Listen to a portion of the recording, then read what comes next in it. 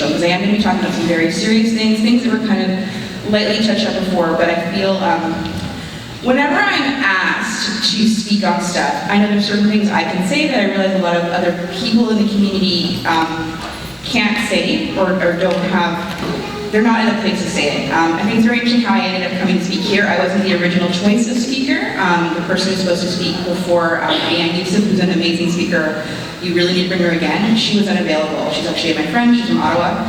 I came, and I know, I'm aware of some people who've come here today, and I'm also aware of some issues I know are happening in this area, and so I feel if I was invited to speak here, there's certain things I was supposed to say, and so I'm not going to censor myself. I will be talking about some of the issues that were referred to here, particularly related to sexuality, sexual health, that sort of thing. So if you feel it's not going to be appropriate for your children, I'm going to really ask that you find a way to take them out. All right, so I live with a mental illness, and I'm really glad Sister Homa went into definitions. I think it's so great that we want to open up and start a conversation about mental health. We need to be careful how we're using words. Not everyone suffers from mental illness. Not everyone experiences depression. We use words like depression and anxiety interchangeably with sadness and being worried about stuff. They are not the same.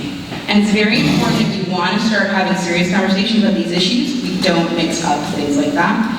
Because for those of you in this room who are living with a mental illness, it's really frustrating when we hear people say these things and then it ends up actually making it harder for us to talk about our struggle, because people are thinking, well, everyone's going, no, I'm not.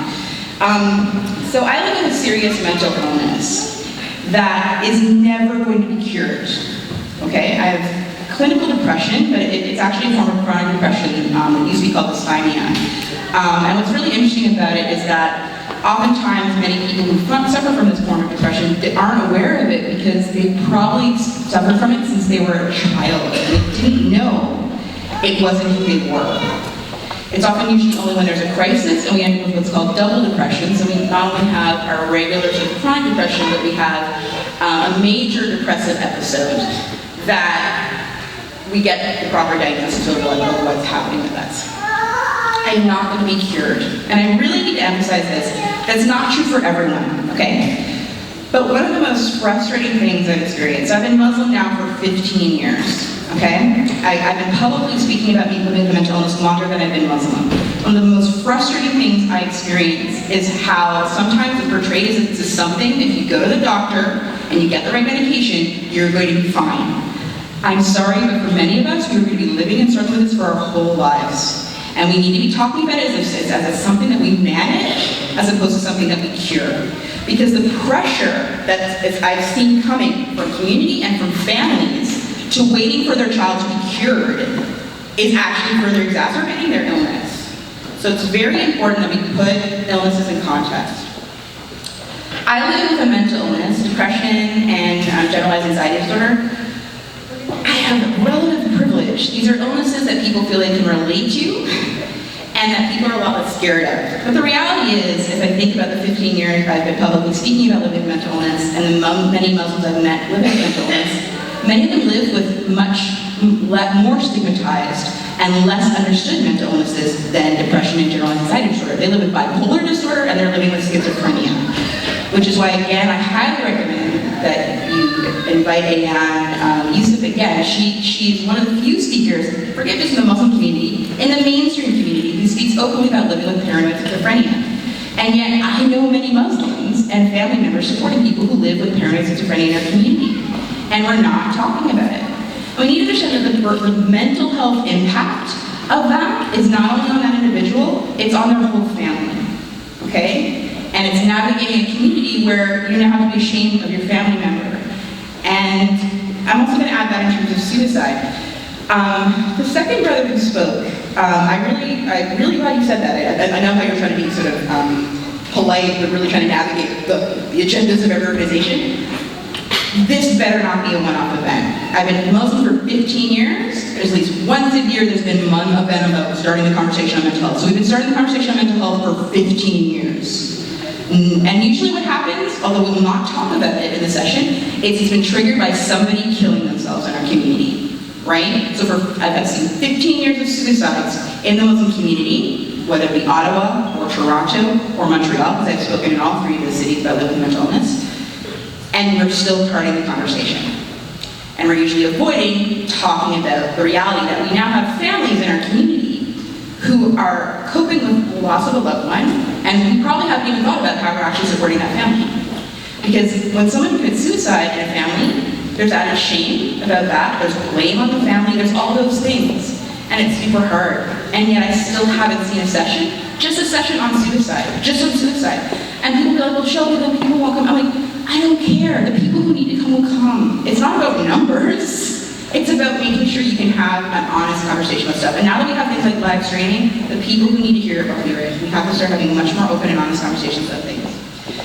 So I know there's been at least 5 or 6 suicides in the last few months in Toronto. Those are the ones we know of, right? It's interesting when we talk about youth and suicide.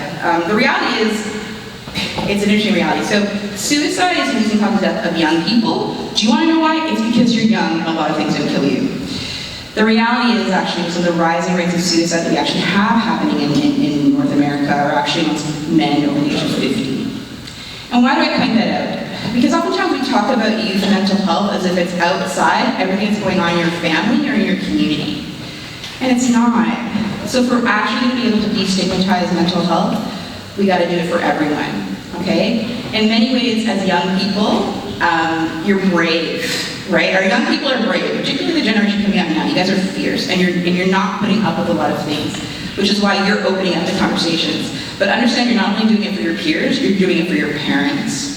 Many of your parents have suffered with these illnesses in silence for years. And now you are getting to the point where you just don't want it anymore because you can't handle it anymore and you need help. So, again, I live with 2 things, generalized anxiety disorder and chronic depression. The interesting thing that happens is that they're often not happening at the same time. So like I'll go through periods of depression and then I'll have like maybe a month of just what I guess is maybe normal. I'm never really sure because it's never really been normal in my case. And then I'll head up to an anxiety problem. Because I have more energy, I guess, to worry about stuff. I don't know what it is. I'm sure there's like some sort of biochemical reason behind it. And again, a lot of my worries are irrational. What's interesting though is that, like, I mean, I was here last weekend, I got an award, a Rising Muslim Award at the BME conference, and again, that ended up leading to different messages from people being like, tell us, how you got cured. Tell us how, like, you've been able to achieve so much despite the fact that, like, you lived an illness. And I'm like, you want to know why? I have a laptop, so I can work from my bed. I very seldom leave my house, and I very seldom leave my bedroom. That is how debilitating my mental illness is. And the thing that we often don't want to talk about is the economic, financial impact of living with mental illness. But you can go to Stats Canada, I don't know what that was, but you can go to Stats Canada about, is that like I don't know what that is. So you can go to Stats Canada to see the economic impact of mental illness for our whole society, but particularly for people living with mental illness.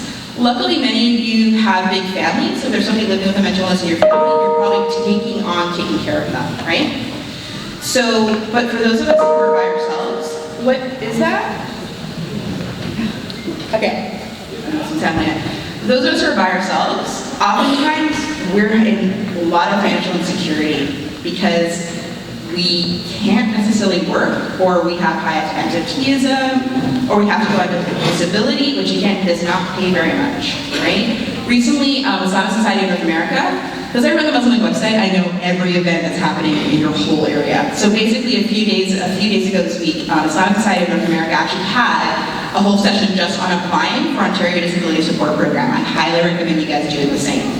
These are things we need to help. If we talk about support, it's not just I need to go get therapy, it's also I frankly don't know how to pay my rent right now. I need to know how to economically support myself through this time. People need multiple supports. Another issue though that I want to say is an added pressure I think sometimes, and the Imam said a bit earlier about being an ambassador to Islam. I want you guys to realize the amount of pressure that comes with that, particularly in an age of Islamophobia, which is having huge impacts on our mental health, but also how difficult it makes it to talk about the fact that maybe your family or your community is not perfect. And I'm saying this because I worked for 5 years with the Ottawa Rape Crisis Center, and the reason why I work there is because I also do a lot of public speaking on being a survivor of incest and sexual violence. Be careful how we put out to our members of our community that they have to be ambassadors of the community. Because sometimes what that means is that they have to not talk about the fact that Muslims have every human vice that everyone else has. And it means that they can't honestly talk about the problems that are happening in the community or happening in their families. So I'm open about living mental illness. I'm also open about being a survivor of incest. And I publicly speak on that. And oftentimes, when I became Muslim, because I was very open about that, and then I started getting a lot of people confiding in me about their own experiences with those things in their Muslim families. And I need to talk about that because we're talking about trauma. The biggest trauma I've seen is people not being able to come forward, having experienced issues of incest or sexual violence. And I can say for a fact, you've lost members of your community because they couldn't get help for that. People I know, people I are, in this area have been lost because of it. So again, if we're serious about being able to start the conversation on mental health, we need to get serious about starting the conversation on everything we have as a taboo. I'm very glad that the CM Muslim Youth Helpline exists. One of the things we need to do to support it doing more of is their documentation of the types of calls. I was able to see one report you guys wrote during the whole sexual health education controversy. This is really valuable information. We need to know what Muslim young people are calling about.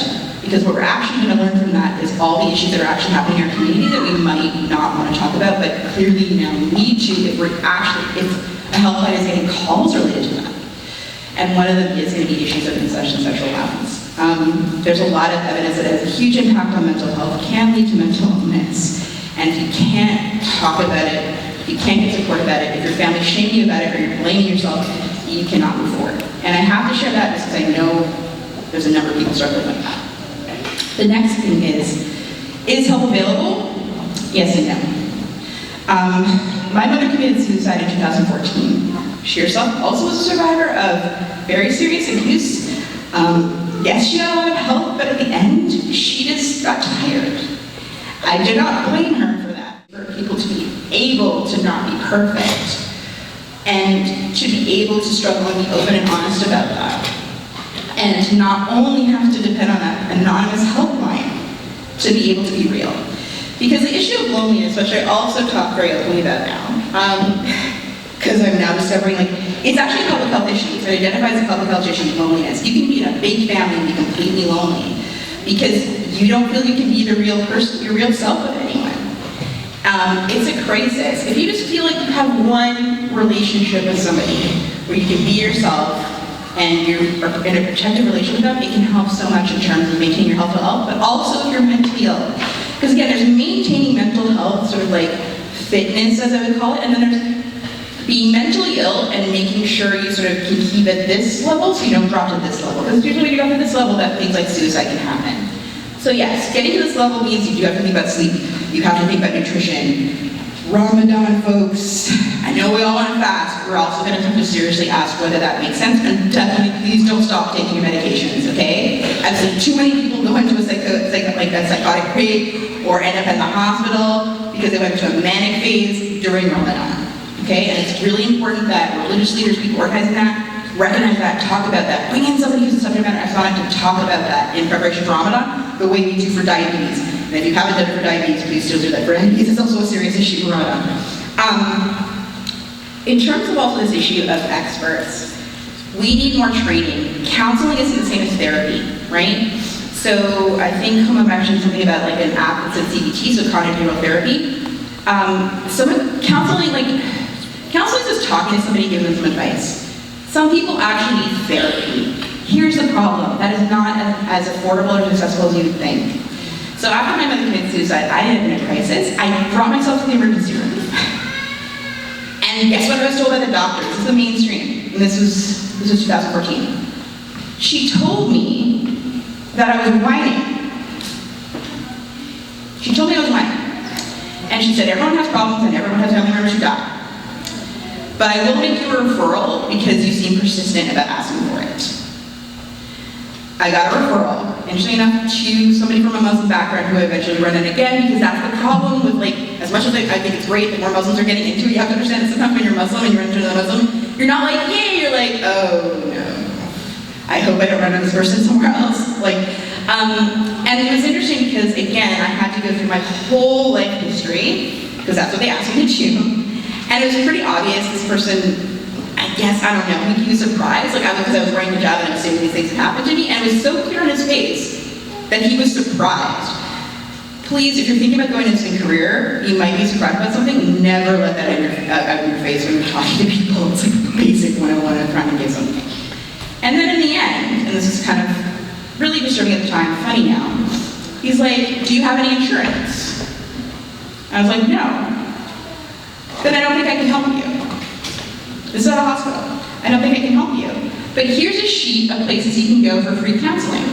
And I took the sheet, and it was hilarious, because it's a sheet I already have at home. Because I'm really open about living mental illness. Oftentimes people call me and ask me for where they can go to get support. So it's the exact same sheet. Bye! So yes, you can sometimes go and get help. The reality is our system right now is in a crisis. It is not offering a lot of help. 2 months later, I ended up almost evicted because I was not working. I couldn't pay, luckily I live in Ottawa community housing, so I was like, wait a minute, I think there's social workers who work in Ottawa community housing. I remember that, I asked for one, I called the social worker, she's like, oh, that sounds like you need some help. And luckily in Ottawa we have something called the Mental Health Mobile Crisis Unit. So it was a nurse and a social worker who showed up to my house. And I was able to go with them, and that's how I was able to get into the hospital, and now I have a psychiatrist, and alhamdulillah, things are working out really well. But what if I didn't remember that there's social workers in Ottawa community housing? What if I wasn't in Ottawa community housing? So yes, there are this help available. But for many of you in the room who've actually tried to get that help, you realize it's not as easy as it is. We need people supporting people and advocating for them to get access to these services. But bigger yet, I know Ramadan's coming, so you're probably going to have a lot of provincial politicians showing up from all 3 political parties asking for your votes and your money. Why don't you start asking them for something? Start asking them, number 1, there needs to be more funding and supports available so people can get counseling and therapy in this province for free. Okay? Demand that. Number 2, most people, the early onset of mental illness, as you've seen, is when you're young. Here's the thing, sort of your late teens, early 20s. Something like 80% of people within that age group are in post-secondary education, and yet we have no consistent policy in this province to make sure each institution actually offers mental health services. I live in Ottawa. I was noticing I was constantly getting requests from students at one of the universities for referrals for mental health services, and yet not from another. And I'm like, wait a minute, don't they both have the same services? No, one university had no services, pretty much, and definitely no services for international students. The other had full services for international students, even though they weren't Canadian citizens. That's how inconsistent it is in one city. Demand there's consistency. This is something actually a lot of major bodies, even universities themselves, are asking the province to do. It needs to be funded consistently across each university. They need to support it. Number 3, as I said, there are many members of our community who are dealing with more stigmatized mental illnesses than myself, like schizophrenia, bipolar, personality disorders, that sort of thing. Unfortunately, that sometimes means they come into conflict with the law. We've had 2 Muslims in the last 3 years die related to the Lindsay Correctional Facility. The brother of one, Suleiman Fakiri, is actually here today. He's over there. I highly recommend that you talk to him. This is actually a crisis in the province. The Ontario Ombudsman's been investigating. I live in Ottawa. We have also a correctional facility there. It's actually the 3rd most complained about, Lindsay is the 1st most complained about. The reality is, there's often more room in prisons for people with serious mental illness than there is in long-term mental health care facilities. So what's happening is that they're being warehoused there, even if they know they need a mental health assessment, because there's no beds in the actual long-term mental health care facilities to actually get them help. It is a crisis, and it's been getting worse every year. So yeah, provincial politicians coming. These are things you need to demand.